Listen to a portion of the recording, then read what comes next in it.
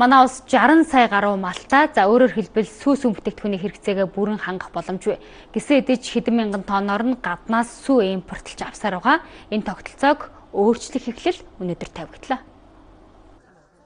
60 гаруй сая толгой малтай манай улс гаднаас сүү импортлдог шалтгаан нь боловсруулалт. Тодорхойлбол эрсдэс уур амьсгалтай манай оронд зуны 3 сарын хугацаанд сүүний ихэнх нийлүүлэлт нь хийчихдэг. За өөрийн цагт нийлүүлэлт ихтэйд бусад 7-9 сарын хугацаанд хомсдол үүснэ. За тэгэхээр нийлүүлэлт өндөр байгаа үед жилийн хэрэгцээг нөөцлөх хэрэгтэй болж байгаа юм. Гэвч сүүгээ хуурай болгож боловсруулж чаддаггүй учраас сүү хурдан мууддаг юм а.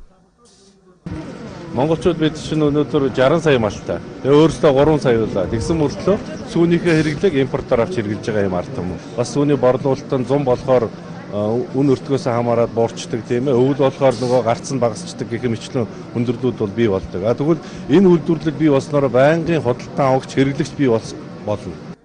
Монгол улсын хэмжээнд жилдээ 400 сая литр сүү гаргаж авдаг гэсэн тооцоо бий. Харин манай улсын сүүний хэрэгцээ 2015 оны байдлаар 4000 тонн байсан гэж мэдээлв.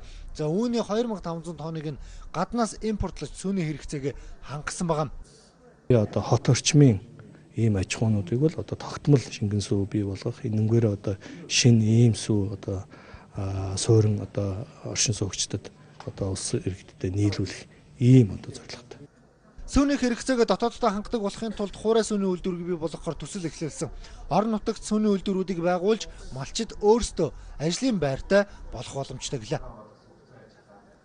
Малчдад төссөн технологийн суурьшуулалт хийж байгаа. Тийм болохоор нүүдлийн мал аж ахуйг хадгалж авжуулдаг, нүүдлийн мал аж ахуйг үндсэнтэй болгох, малчдын амьдралд орлогын нэмэгдэх үүсвэр бий болгох манай хамгийн том зорилго нь. Хуурай сүүний боловсруулах төхөөрөмж нь ажлын 8 цагт 240-өөс 600 литр хүртэлх бүтээгдэхүүнийг боловсруулах хүчин чадалтай. Цаашдаа аслагдсан бүх сумдад хүргэх зорилготой төсөл хэрэгжиж байна. Төслийн хүрээнд нийтдээ 6000-аас 8000 тогтмол ажлын байр шинээр бий болно гэсэн тооцоол байгаа. За цаашлаад гадаадын зах зээлд бүтээгдэхүүн экспортлох боломжгүй гэж харж байна.